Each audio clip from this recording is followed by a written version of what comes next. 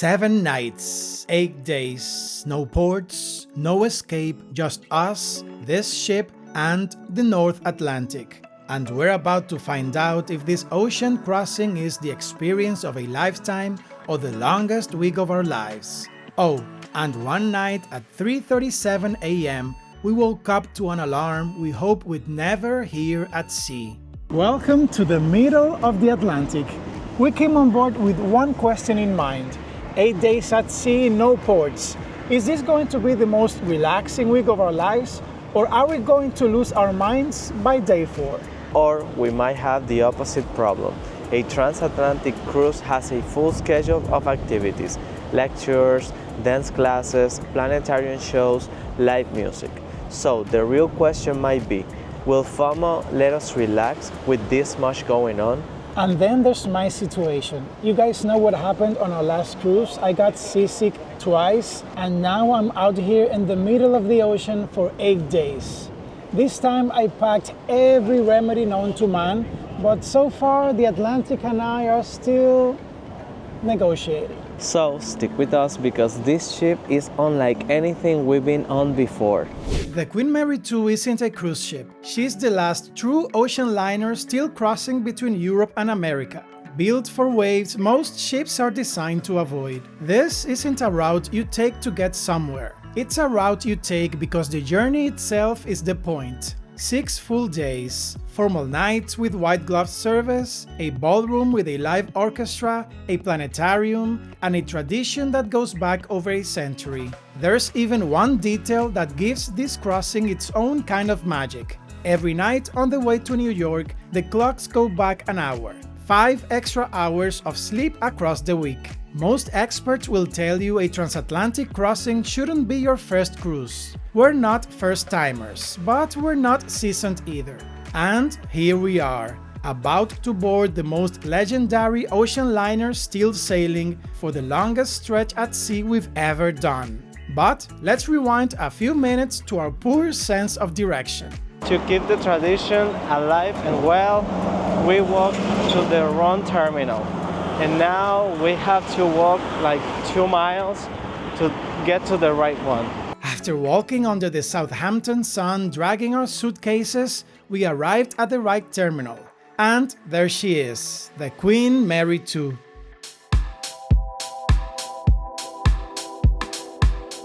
Before we know it, we were walking up the gangway, excited and nervous for the journey ahead. I am excited and terrified at the same time. First time on board a transatlantic. We are about to enter the ship. The ship is overwhelming from the moment we step inside, but our first stop is the cabin. Beautiful, right?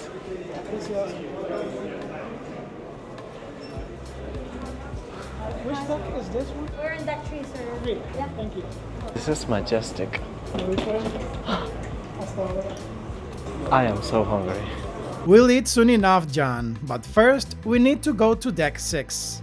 To keep another tradition alive, we are going to our deck using the stairs. Where? Let's go. I'd like to wish you all a very warm welcome. An announcement is made as all newly embarked guests are familiarised with. And here we are, room 6198. Are you ready? Oh, qué bonita. Oh, it's beautiful. It's quite spacious. It looks really nice. I love it. Welcome to our home for the next 7 days. 8 days. Before we give you a room tour, first things first, take off these heavy backpacks. But the tour will have to wait. We have a bigger problem. We haven't had lunch yet and the buffet is about to close. Luckily, the King's Court buffet is just 1 deck above. The first meal on board always gives you a glimpse of what the food will be like for the rest of the trip. And so far, we're liking what we're tasting, especially the soft serve ice cream.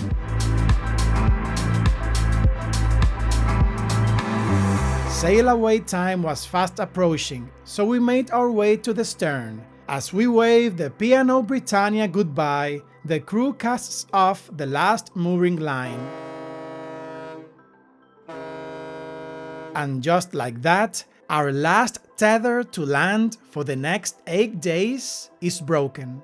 Now, let's go back to our cabin to settle in. But first, it's time for John's room tour.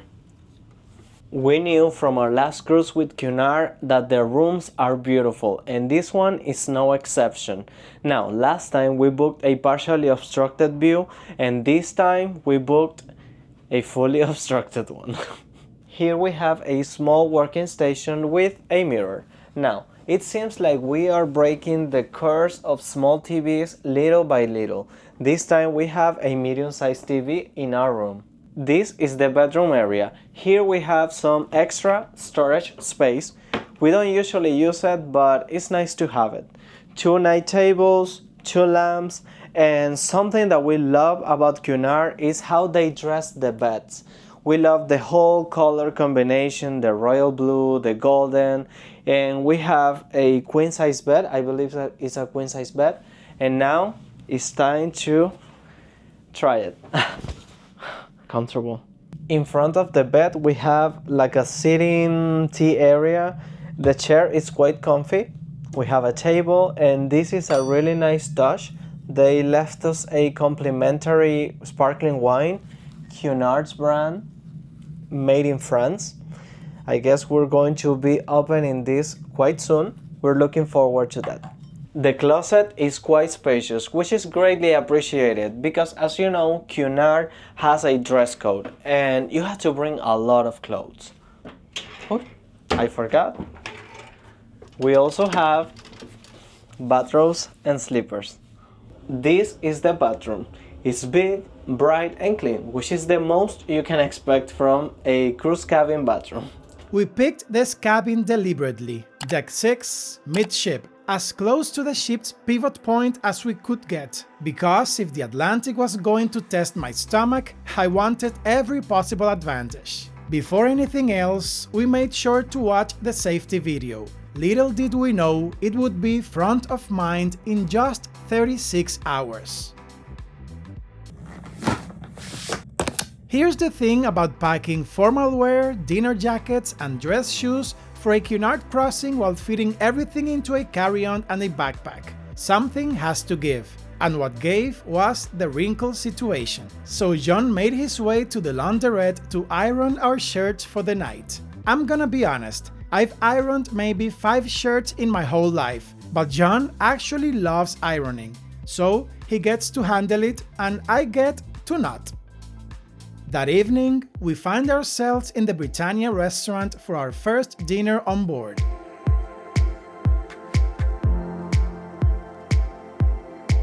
Thank you.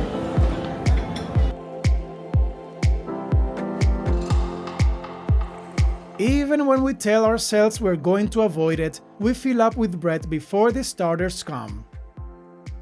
The Britannia's dinner menu changes every night, and tonight it's doing its best to impress. Wild mushroom risotto, pork pie loaf, a potato truffle, and goat's cheese soup. And for the main, grilled salmon and medallions of pork, with oddly shaped mashed potatoes. For dessert, a key lime pie that made me question every key lime pie I've had before. Dinner's done, but that doesn't mean we're done eating. We head up to the King's Court buffet for a little extra dessert. Somehow, my dessert turns into another dinner.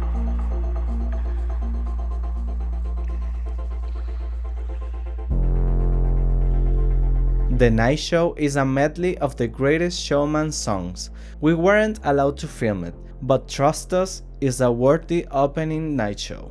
And then, quietly, we go to bed. It's barely 10 o'clock and we don't care even a little bit. Tomorrow, no port, no excursions, no plan, just the open ocean.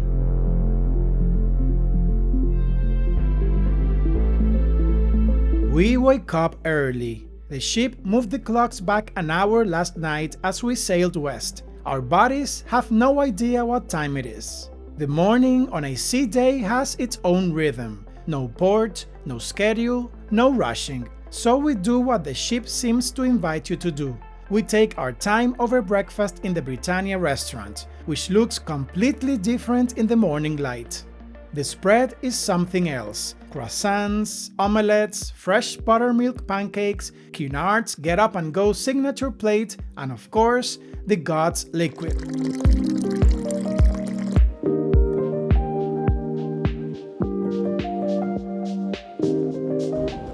That breakfast was absolutely delicious. One of our favorite things to do on a cruise is to have breakfast in the main dining room. One of our not so favorite things is that we received this letter today about having to attend a safety drill at 9:30 because we missed scanning our cards yesterday on our muster station, not for lack of trying. We did try. We searched for them everywhere. Yeah, but they removed the station scanners like in 25 minutes after we boarded, so we missed it and we have to attend this, so we have to kill some time. We can't do anything until then. That sounds super fun. The venue is beautiful, the view is absolutely stunning, so we're not complaining. Look at this view.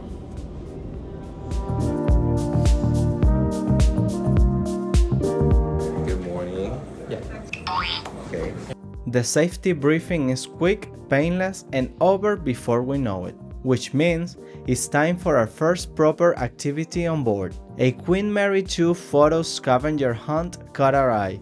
The idea is simple: 10 images, each one somewhere on the ship. Find them all. On a vessel this size, that's easier said than done. We headed to the Carinthia Lounge on Deck 7 to pick up our clue sheet, but when we arrived, a trivia game was just getting started. We came for one thing and ended up doing another. The FOMO was already working. We had little confidence going in. 11 out of 20 correct felt like a miracle, though it was slightly less miraculous when we heard the winning team got a perfect 20. Clue sheet in hand, we spent 2 hours combing through 12 decks. 4 out of 10, not bad for a first pass. We had until the next morning to find the rest, so we pocketed the sheet and decided to let the ship reveal itself on its own terms.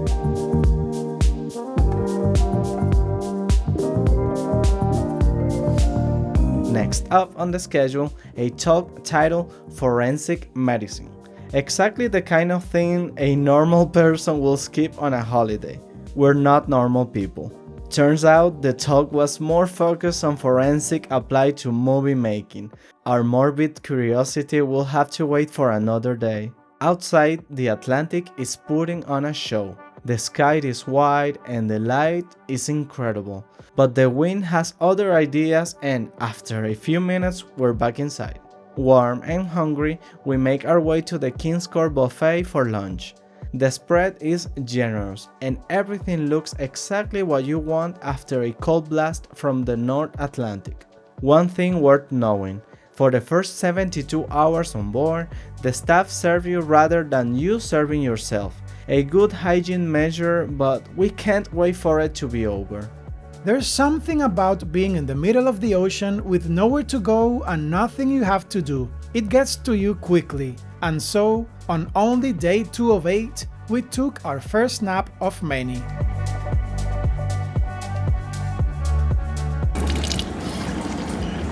After a mandatory cup of coffee, we hit the gym on Deck 7.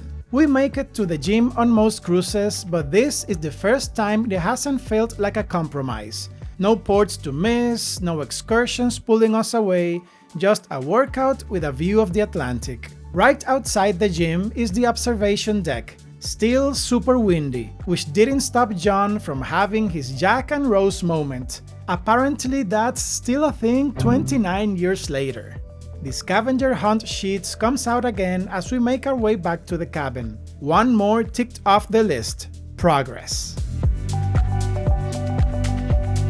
Getting ready for dinner on a Cunard crossing means one thing: smartly dressed and ready for the evening, we make our way to the main dining room.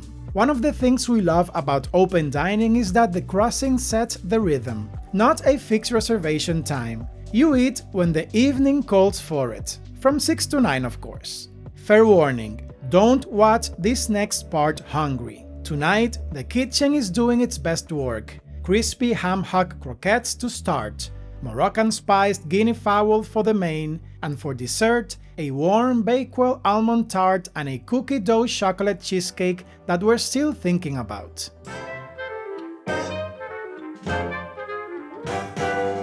Scavenger hunt sheet back in hand, we head out to find the remaining images. We make it approximately 10 minutes before the Golden Lion Pub pulls us in with a game show. The format is simple, no wrong answers. Questions are asked, teams vote, and whatever the majority says becomes the right answer. It's less about knowledge and more about reading a room full of strangers. We started strong. We did not finish strong. Losing at pub games on the Queen Mary 2 is apparently our thing now. Back to the hunt. One image found in a quiet corner of the Commodore Club on deck 8. 4 images still to find, and the feeling of defeat setting in. We decided to call it a night and walked to our cabin for a peaceful night of sleep. Or so we thought.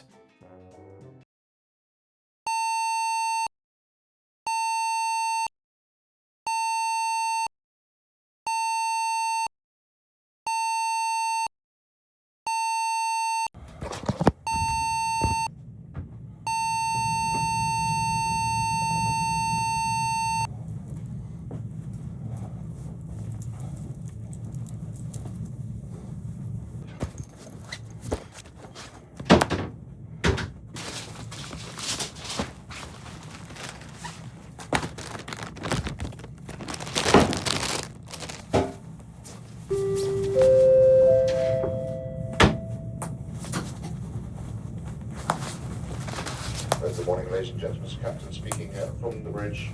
I do apologise for disturbing your morning. The signal you just heard was sounded due to a technical fault. We are just investigating, but I confirm there was no action required by any guests or crew. I do apologise again for disturbing your morning. Thank you very much.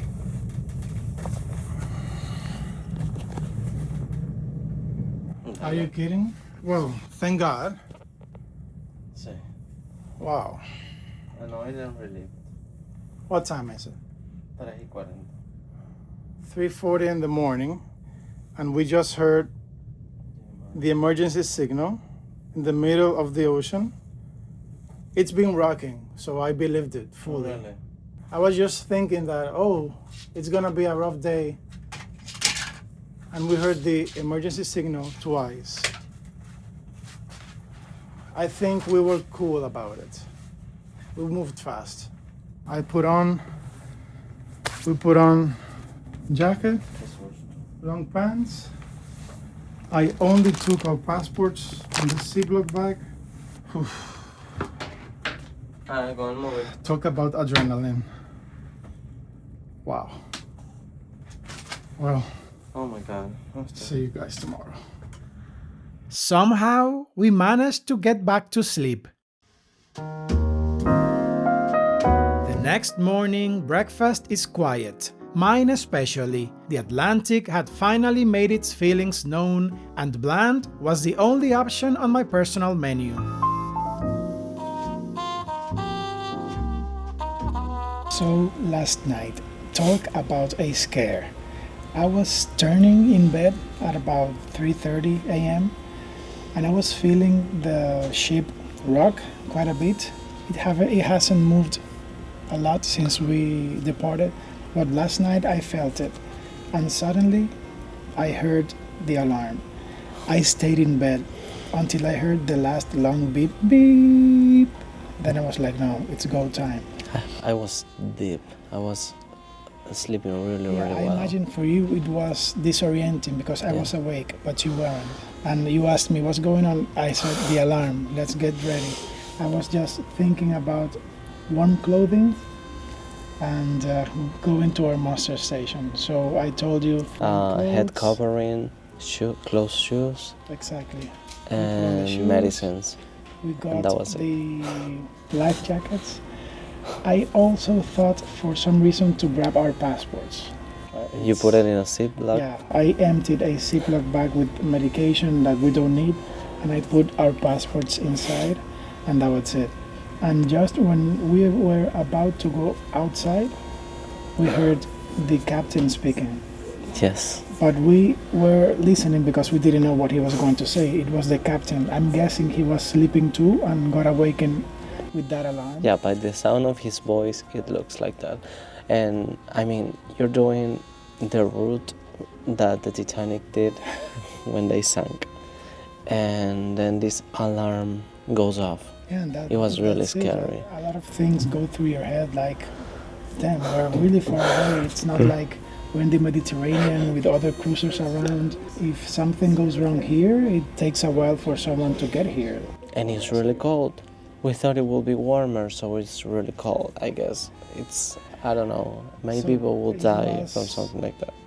A big scare, Yes. but thankfully it was a false alarm. I don't know what happened. We'll try to find out. Yeah, we're so thankful nothing happened, that it was a false alarm. So we just wanted to let you in on what happened, and let's enjoy the rest of the cruise.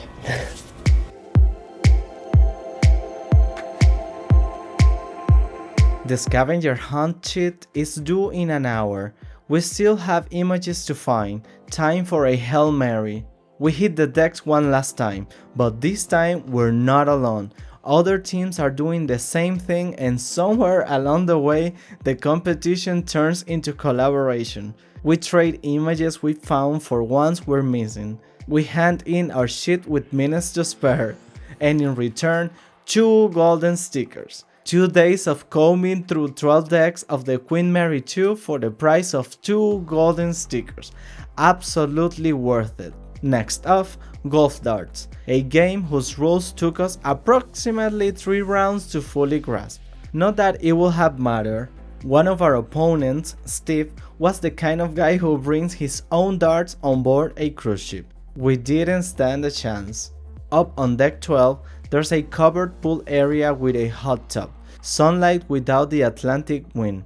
Perfect. Well, perfect for John. His hair has things to worry about. Mine doesn't move in a hurricane. I really wanted to join John in the hot tub. It's really nice and warm in here, but I'm feeling a bit queasy after breakfast. For this trip, I brought everything. I brought Dramamine, another brand of Dramamine, ginger gum, ginger pills, these seasickness bracelets. I'm willing to try everything, but I'm feeling a bit like I'm right there at the border of feeling seasickness, so I'm going to lay down and let John enjoy the hot tub for the both of us. The nausea is beginning to creep in. Before reaching for the Dramamine, I have one more trick to try. Before the trip, one of you gave me a tip straight from sailing tradition. Stare at the horizon. The idea is simple. Give your brain a stable visual reference point. Your eyes and your inner ear stop arguing and the nausea settles. It did not settle. Unluckily for me, it was Dramamine o'clock, and after that, my final move against the rolling Atlantic. Oblivious to the fact I had both room keys, I went into full hibernation mode, locking John out of the cabin for a couple of hours. He put them to good use though.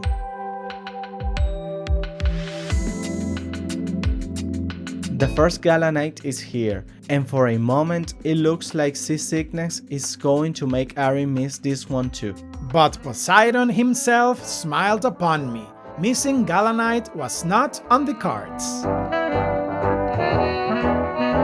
I played safe at dinner, bread and a half a bowl of onion soup, until a sticky toffee pudding appears on the menu and all caution goes out the window.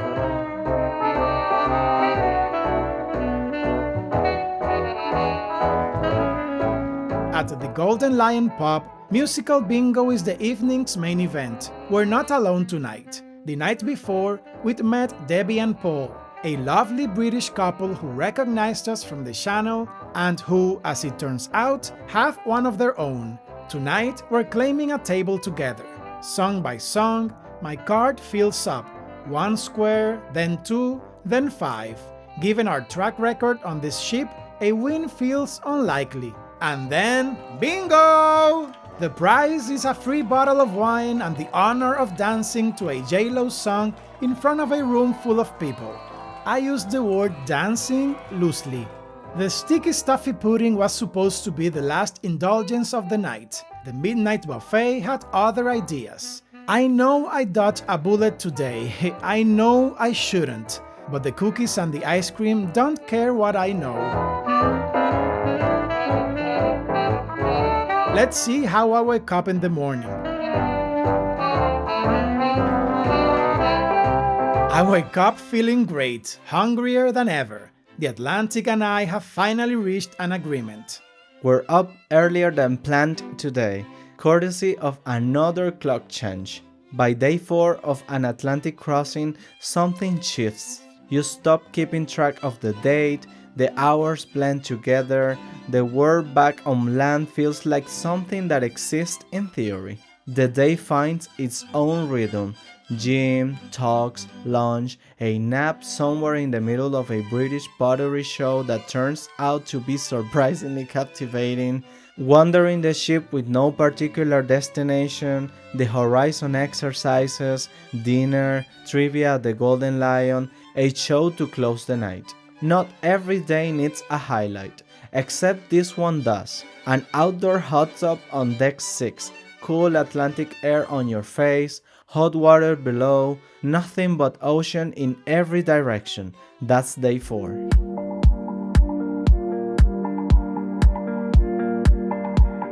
And then night falls.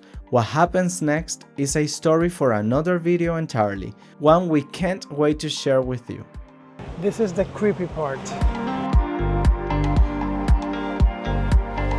We overslept and are rushing before the breakfast buffet closes because we're also very hungry. We made it. To be fair, we had a very good reason for oversleeping. One that involves this ship, the middle of the night, and a video you should see on our channel soon. For days we've been walking past the library meaning to stop. Today we finally do. The ship's library is the largest at sea. 8,000 books lining the walls of a room that sits right at the bow, with floor-to-ceiling windows looking out over the ocean.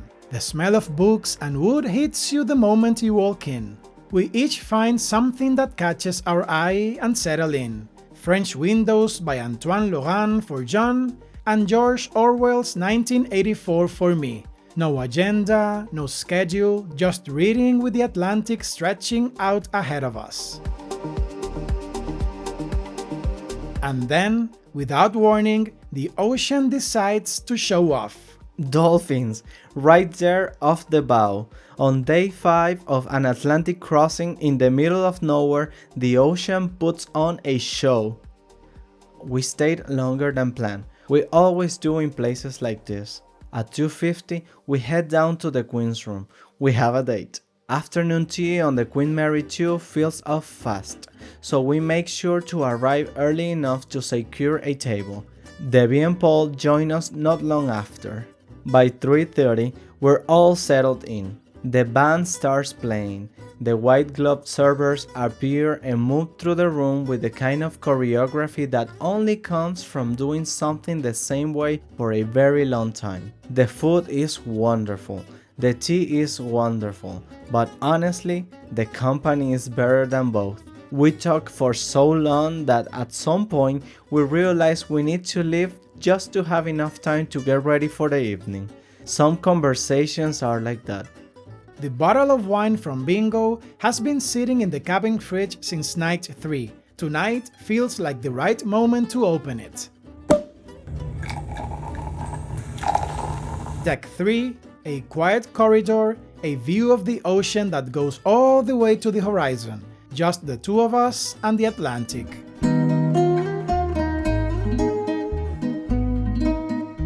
There are moments on a trip that you know while they're happening that you'll remember forever. This is one of those.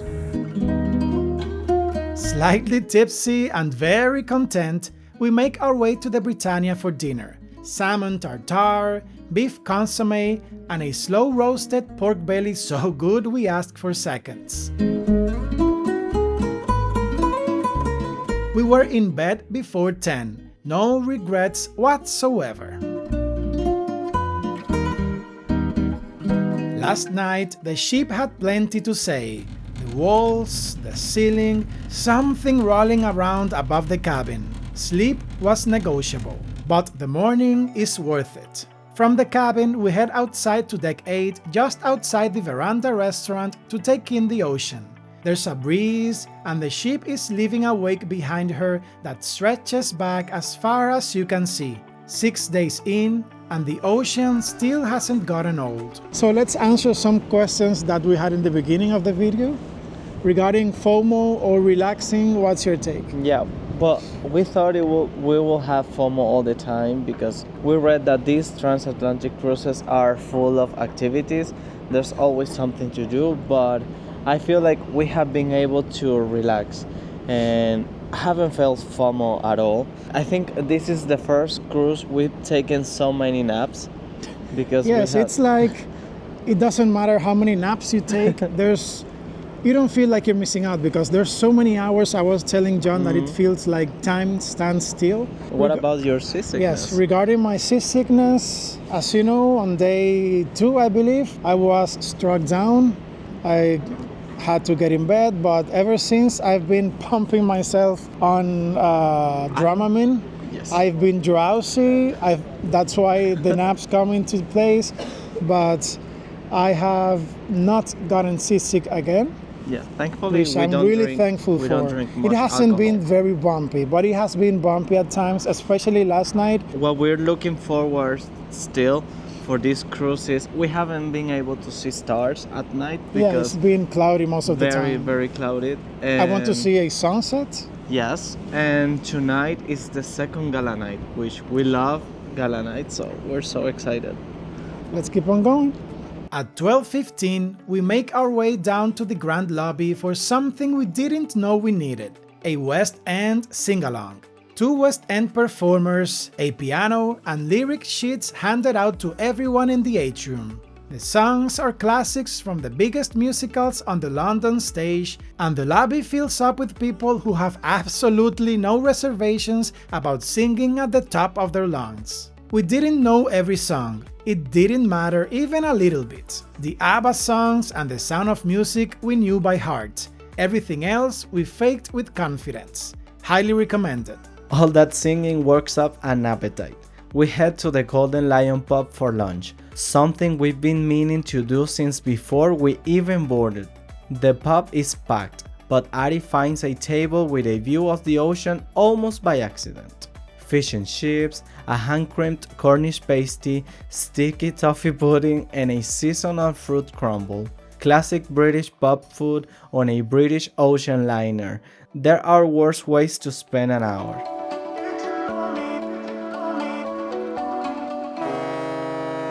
After lunch, we make our way to the pavilion pool, the hot tub, the pool, and back to the hot tub. The kind of afternoon that requires no further explanation. Tonight's gala theme is the Roaring Twenties. We did not get that memo in time to pack accordingly. We show up underdressed by about a century and completely fine with it. But before we head for dinner, the Atlantic finally gives us what we've been waiting for. 6 days of cloud cover, and then this. Dinner tonight is at the Chef's Galley, a small intimate space that's essentially the buffet's quieter, more personal cousin. On gala night, most people head to the Britannia, which means the Chef's Galley is blissfully uncrowded. A pizza caprese to share, a spaghetti arrabbiata for me, a bolognese for John. Surprisingly, quietly, one of our better meals on board.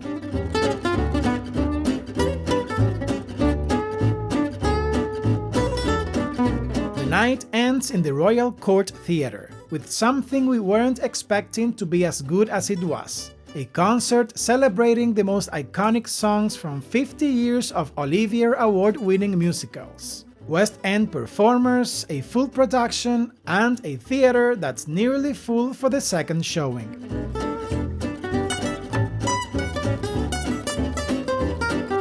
New York is getting closer. We can feel it. Day 7 arrives wrapped in fog so thick you can't see past the railing. After a week of open ocean in every direction, the world has closed in. We feel like we never left England. But something else has shifted too. The corridors tell the story before anything else does. Luggage outside cabin doors. People moving with a different kind of purpose. The bubble that's been around us for 7 days is starting to thin. John sets up in the Commodore Club to tackle some work. I tackle a crossword puzzle that has just the right balance of satisfying and humbling. A game of Scrabble follows, as tradition demands. John wins this one. I maintain that the tiles were against me from the start and I will not be taking questions. Lunch at the Britannia and a last coffee with Debbie and Paul. The kind of goodbye that comes with a "we'll definitely stay in touch" that you actually mean. By the afternoon, New York is somewhere out there. You can't see it yet, but you can feel it. Your mind starts doing the math. Disembarkation time, transportation, the world rushing back in. We pack quietly. 7 nights of formal wear, dress shoes, and Atlantic weather folded back into a carry-on and a backpack. Tomorrow, this cabin belongs to someone else. But first, we set an alarm for 3:30 in the morning, because arriving in New York on the Queen Mary 2 is the single most anticipated moment of this entire crossing, and we're not going to miss it. 3:30 a.m., deck 13, open air, and we're not alone. Guests lie in the railing in the dark, all of us waiting for the same thing. And then, slowly, New York appears. The harbor opening up, the skyline emerging from the dark, and there, closer than you'd expect, the Statue of Liberty. 7 nights, 8 days, no ports, no escape, just us, this ship, and the North Atlantic. Worth every single second of it. We made it. Almost time to disembark, and join us on this video if you want to see what this ship looks like at 3 a.m. when the ocean's black and almost everyone is asleep. Or if that video isn't live yet, check this video where we sail on what many people call the most beautiful cruise route in the world, the Norwegian fjords. Until the next sail away.